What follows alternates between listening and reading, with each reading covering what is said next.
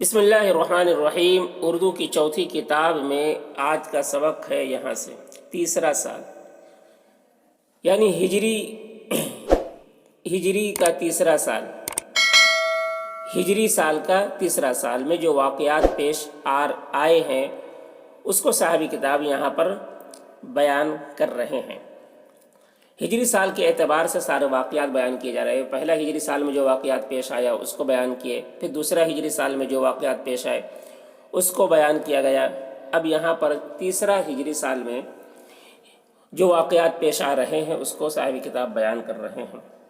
تو دیکھیے، تیسرا سال یعنی ہجرت کا تیسرا سال نمبر 1، پہلا واقعہ ہجرت کے تیسرے سال میں جو پہلا واقعہ پیش آیا وہ نمبر 1 یہاں پر ہے۔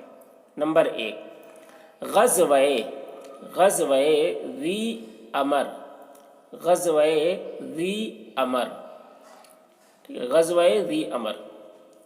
ذی امر جسے انمار بھی کہتے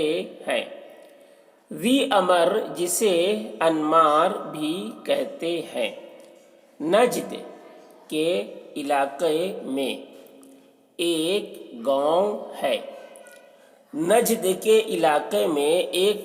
ہے۔ بنی سلیم اور بنی غطفان کی طرح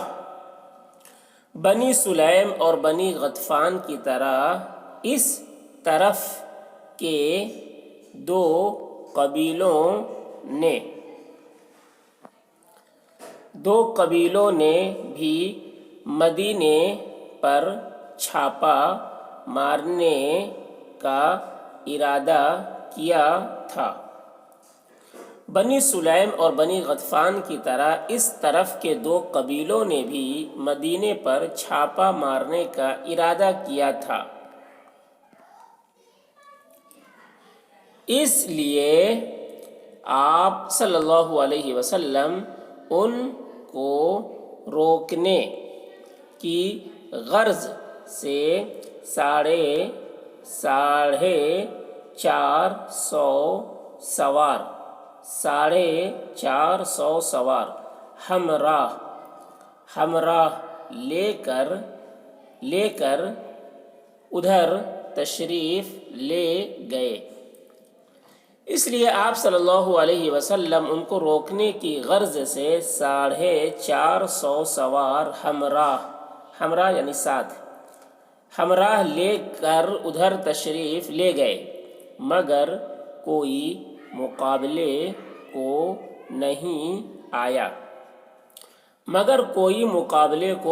آیا اور نہ لڑائی ہوئی۔ اس لیے 11 دن سفر کے بعد آپ صلی اللہ علیہ وسلم واپس تشریف لائے۔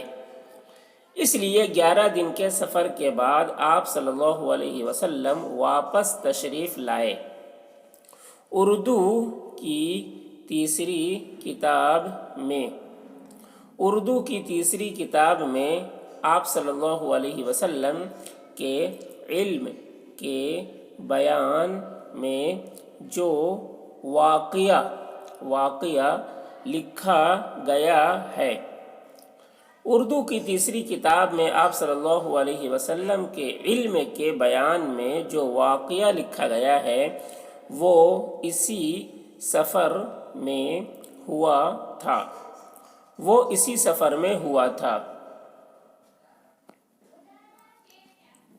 ایک دن مینا، یہ مینا ہے، تھوڑی سی اس میں غلطی ہے کہ مینا جو بہت برسا تو آپ کے سارے اصحاب رضی اللہ عنہم کے کپڑے بھیگ گئے۔ ایک دن مینا جو بہت برسا تو آپ کے سارے اصحاب رضی اللہ عنہم کے کپڑے بھیگ گئے۔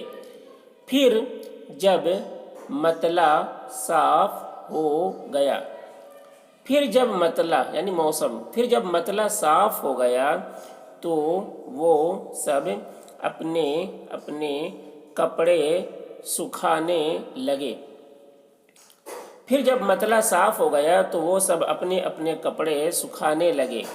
اس وقت صحابہ رضی اللہ عنہم اجمعین سے کسی قدر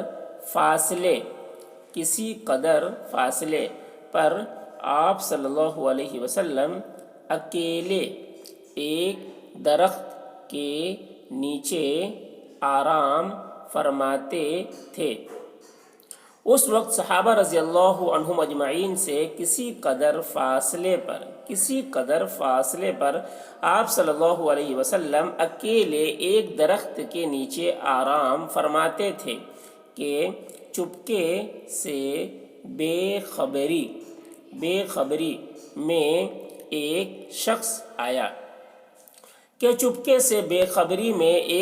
آیا اور آپ پر تلوار کا وار کرنا چاہا مگر آپ صلی اللہ علیہ وسلم کے نورانی اور باجلال چہرے کو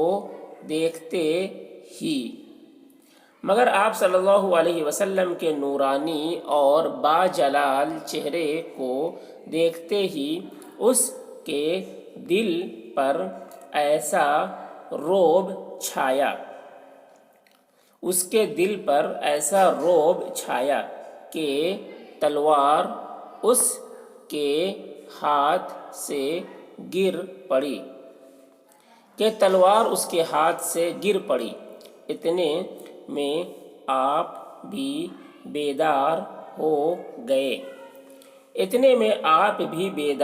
گئے اور اس کی تلوار اٹھا لی۔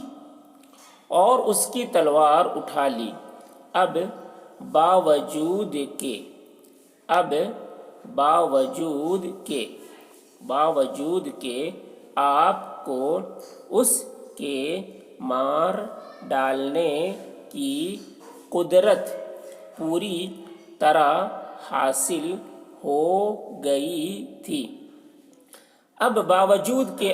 کو اس کے مار ڈالنے کی قدرت پوری طرح حاصل ہو گئی تھی، مگر مارا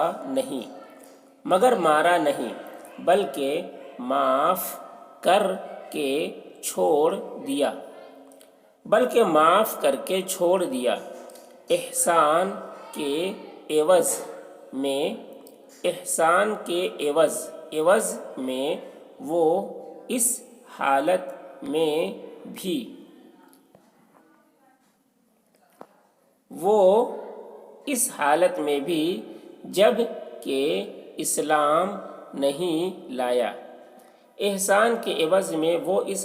میں بھی جب کہ اسلام نہیں لایا۔ ہمیشہ آپ کا ممنون و خیر خواہ